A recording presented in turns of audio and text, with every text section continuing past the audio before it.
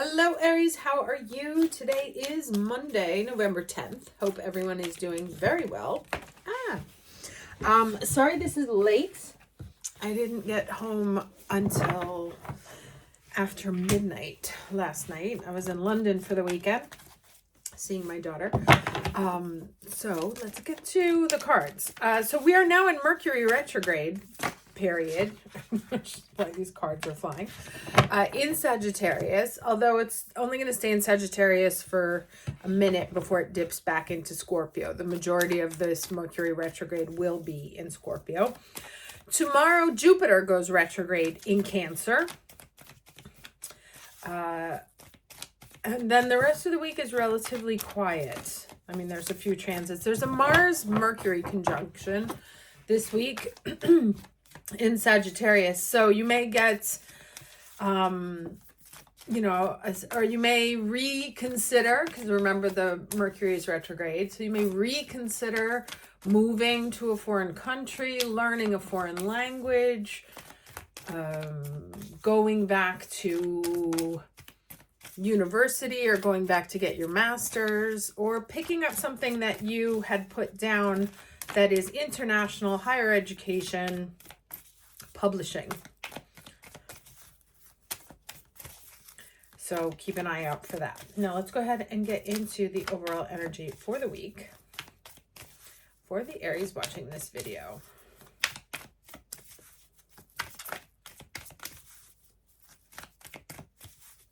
And now it's settled down. Okay, this one sneaked off. Oh yeah, love to see it. Thriving. Good card to start the reading out with. Love that. Let me go ahead and read this to you.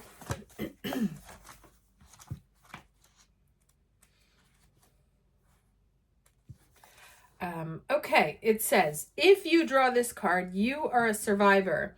And not only do you survive, but you use situations that others might find challenging to thrive. You expand when others shrink. This may be the time to adapt to your circumstances rather than be overcome by them. You have a remarkable ability to step beyond any challenge. You are strong. I mean, duh, we know that, right? Others may find shelter in your energy, and right now that's okay. Though through giving to others, you are in turn nourished yourself. This card may be urging you to step into the primal, primordial, powerful, wild part of yourself.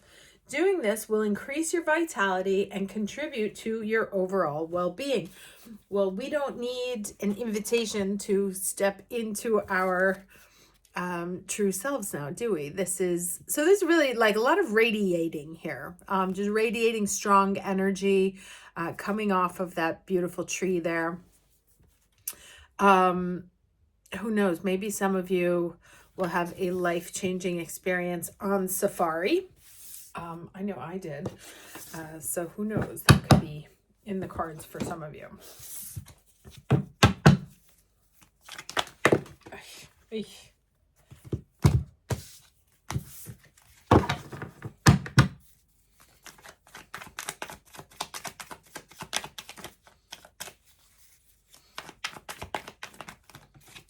So challenge energy. Okay, so both major arcana.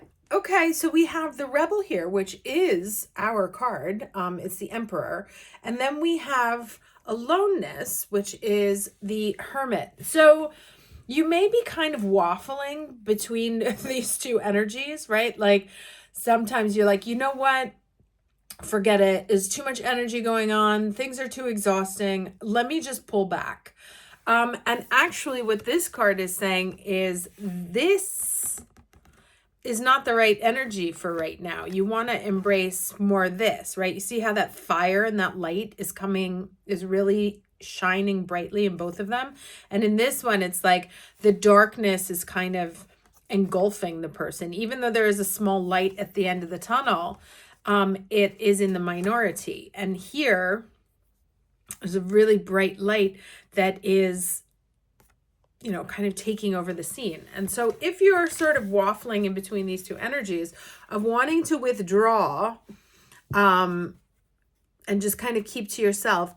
The cards are saying that it's not the best place for you right now. It's really about shining, getting out there, embracing that fire, right? Embracing the energy that we have. And there's a yang card in what's her name? Colette Baron Reed's Oracle, where it's the hands and there's this fire that's coming out of them. And this kind of reminds me of that card there. So really kind of embracing the fire. Now let's get the lesson for the week. Okay. Complacency. Okay.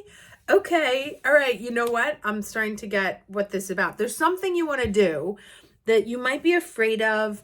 It may seem like hard work, or it may seem like the time has passed, or you're suffering from imposter syndrome, like, oh, I could never kind of situation. And there's something that you've wanted to do that you keep putting off. Something that will help you shine more, be brighter, be your most fiery self, right? And I'm sure each one of you knows what this is, right? Maybe you've always wanted to write that book, or maybe you've wanted to start your podcast. Maybe you wanted to move to Kenya. Maybe there's a dream in the cassette drawer here. We call sogno nel cassetto. That if you stay here long enough, time runs out. And if you keep finding excuses for why not to do it, then eventually it gets too late. And then you're kind of stuck with this like woulda, shoulda, coulda energy. And so what this is saying is whatever it is that's been like niggling at you, that thing that you want to do, and it could be just a simple, mine has been like, I've wanted to see a doctor about losing some weight, just so that I can sort of enter into the next phase of my life in a more healthy shape. And I kept putting off. And finally I was like, you know what? I know it's going to be uncomfortable, but it's time to do it. So I made the appointment. There is something that you want to do that you keep talking yourself out of for some reason. And all of these cards here are really saying that it's time to embrace that fire. Now I really kind of want to go in the other room and get that card deck, but maybe I'll just post it later. But it's really about digging in the thing that makes you light up, the thing that makes you shine, the thing that would bring you a sense of strength, help you break out of any sort of proverbial chains, if you will. What's been keeping you back, keeping you still, keeping you in the dark. Time to shine, and embrace whatever that fire is. Let's get some cards.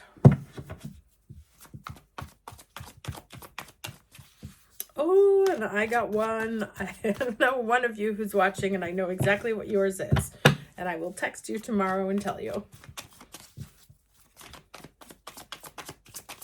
Right? Like, the message here is we're not getting any younger. Kind of now or never. Especially because, like, look at this dude, right? He's of a certain age. And this is like sort of that strong strength, virility that comes with feeling strong and powerful,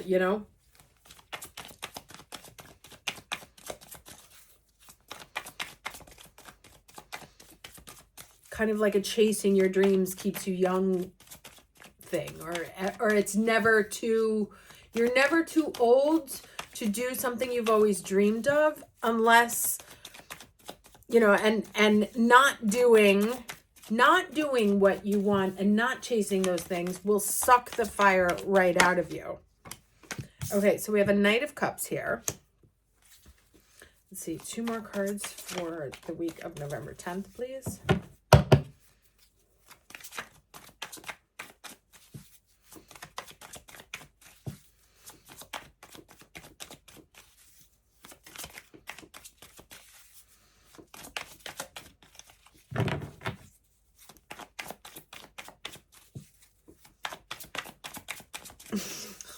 pretty quiet today.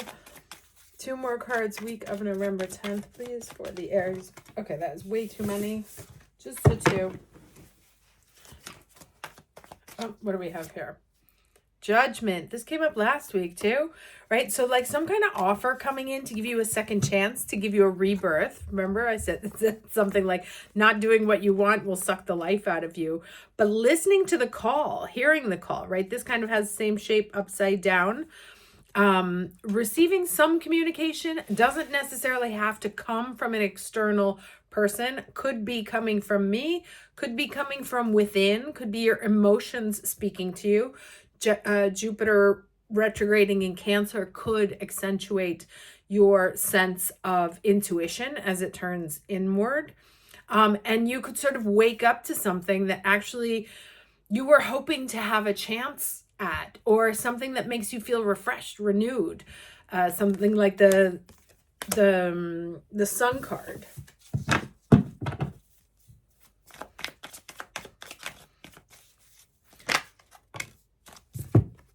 Okay, look at this.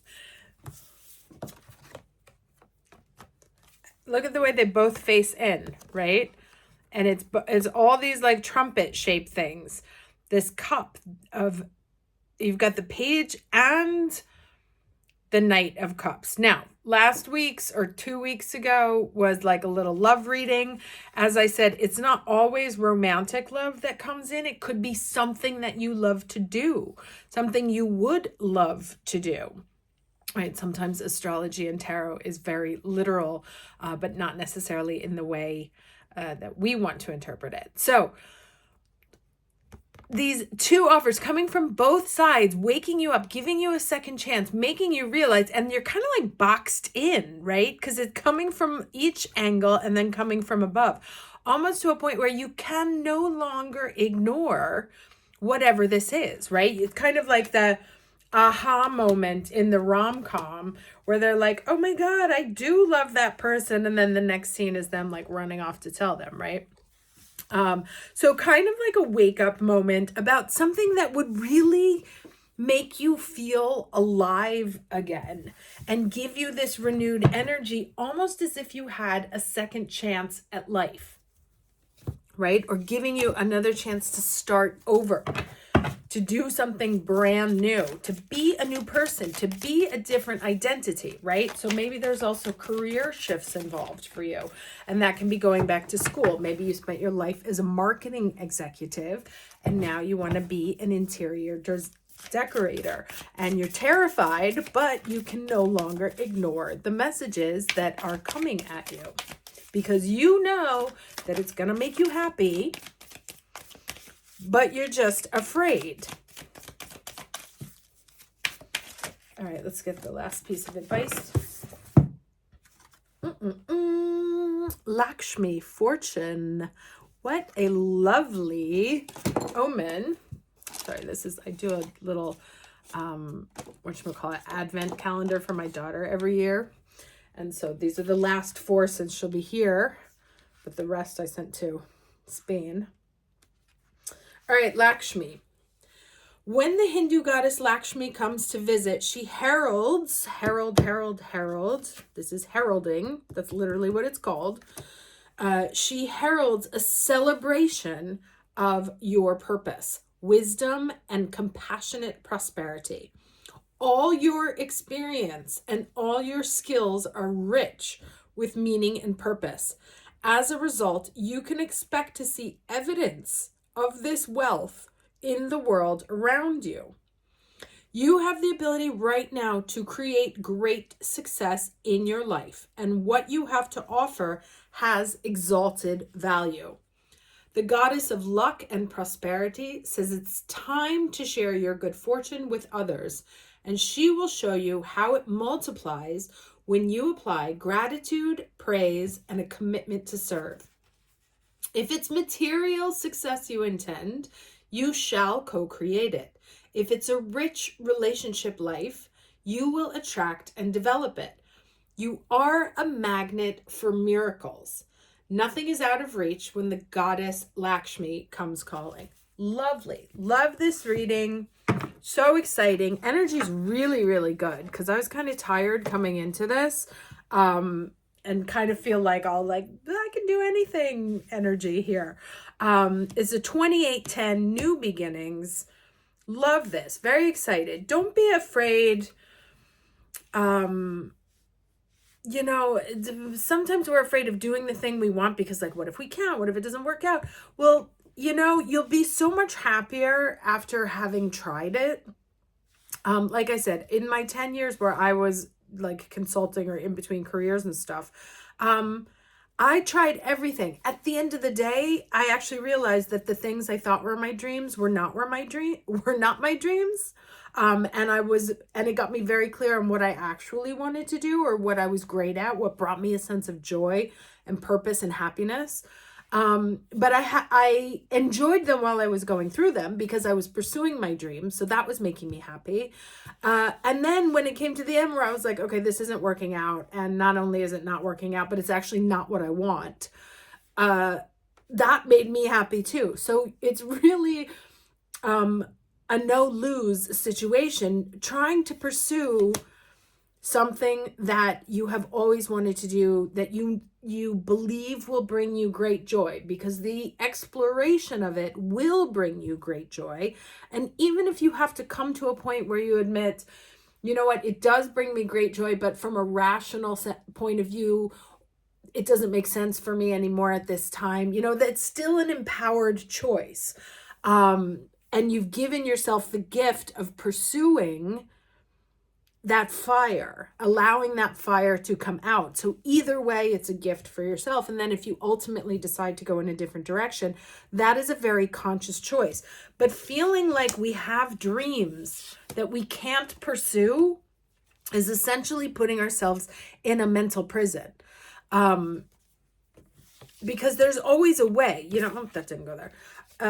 You know, I wanted to be, when I was a kid, I wanted to be like Tawny Katane in that Here I Go Again video. Like, I wanted to be a rock video vixen. Now, was that ever going to be possible for me? Probably not. But if I wanted to, I could definitely take one of those dance classes, right? And still kind of get that energy. So there's different ways of exploring these things. It's not like you have to always throw your entire life out the window to be able to get a taste of what that might feel like.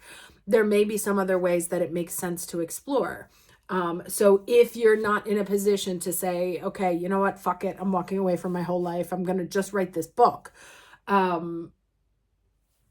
Maybe what you can say is, I really want to write this book, so I'm going to make a deal with myself that every week I sit down for 2.5 hours to write it, right? And then piece by piece, little Kaizen, things start to become bigger and bigger and bigger and bigger. So you don't have to jump from 0 to 100. You just have to jump from 0 to 1, and then 1 to 2. And then all of a sudden you're 20% of the way there, 50% of the way there, and so on and so forth. But there is no greater gift here than allowing yourself to pursue the things that are genuinely in your heart and in your fire. Okay? Hope this was helpful. Wishing you the loveliest of weeks, and I will see you next weekend. Take care.